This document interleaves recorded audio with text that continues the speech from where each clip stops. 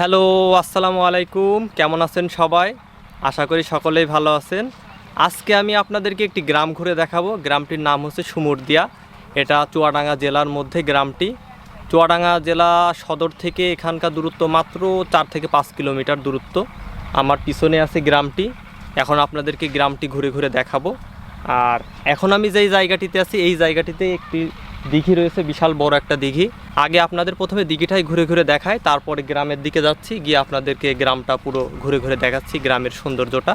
তো চলুন এখন তাহলে যাওয়া যাক। এখন চলে এসেছি দিঘির এক কিনারে। আর এই যে পিছনে দিঘিটা বেশ বড়, হয়তো বা ক্যামেরায় বোঝা যাচ্ছে কিনা। আর দিঘির পানিও অনেকটা কমে গেছে, এই যে এখানে শুকাই গেছে, এগুলোও পানি থাকে।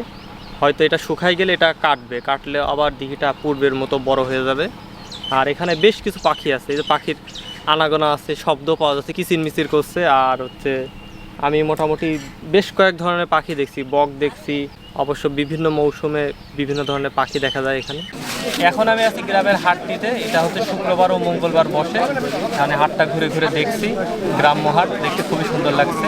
এখন চলে এসছে একটা গ্যান্ডারি বাগানে, এই যে গ্যান্ডারি। আর পাশে ট্রেনের শব্দ হচ্ছে, এই পাশে ট্রেন চলে, রেল লাইন আছে, কিছুক্ষণের মধ্যেই ট্রেন আসবে। দেখেন সুন্দর একটা ভিউ।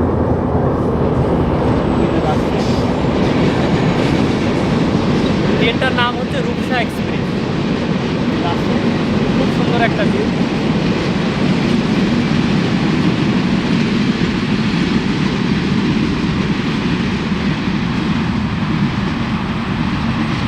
কিছুক্ষণ আগে অবশ্য আরেকটা ট্রেন আসছিল, ওইটা বেনাপোল এক্সপ্রেস ছিল। আমরা তখন ওইদিকে ছিলাম।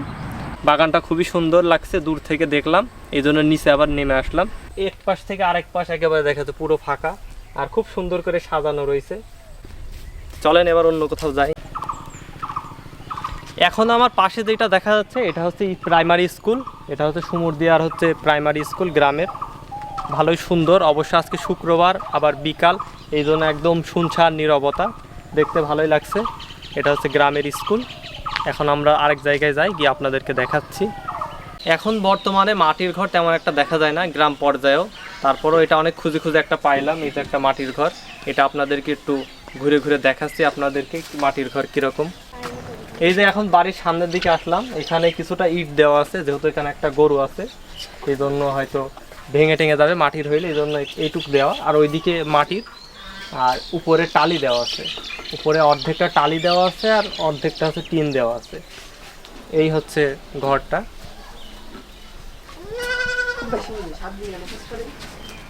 এখানে একটা হাঁস রয়েছে, চীনের হাঁস। এটা ছাগল আছে। আর এখানে রান্না বাড়া করছে,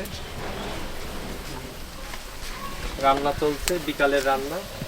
এখন আবার অন্য আরেক দিকে যাই, গিয়ে আবার দেখাচ্ছি আপনাদেরকে। এখন আমার পাশে একটা চুলা দেখা যাচ্ছে, বিশাল বড় আকারে। এখানে হচ্ছে খেজুরের গুড় জাল দেওয়া হয়।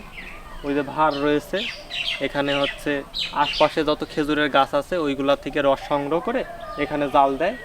আর আমার পাশেই একটা পুকুর রয়েছে, বিশাল পুকুর। এই পুকুরটার অনেক ইতিহাস আছে, এটা অনেক পুরনো একটা পুকুর। পূর্বে এখানে যখন জমিদাররা ছিল তাদের সেই আমলের পুকুর। এটা একটা শান বাঁধানো পুকুর, অবশ্য প্রায় ধ্বংসস্তূপে পরিণত হয়ে গেছে। সেরকম একটা শান বাঁধানো জায়গা দেখা যায় না। এরকম বেশ কয়েকটি পুকুর আছে। এখানে এক কিনারে অল্প একটু হয়তো শান বাঁধানো আছে, ভাঙাচোরা, সেটাই আপনাদেরকে দেখাচ্ছি। আসেন পিছনে পুকুরটা দেখায় আপনাদেরকে। আর চারোপাশে অনেক আম বাগান। এখানে আশেপাশে ডানে বায়ে যা দেখছি সবই আম বাগান। কিছু কিছু লিচু গাছ আছে, এই যেগুলো লিচু গাছ। আর এটা হচ্ছে পুকুর।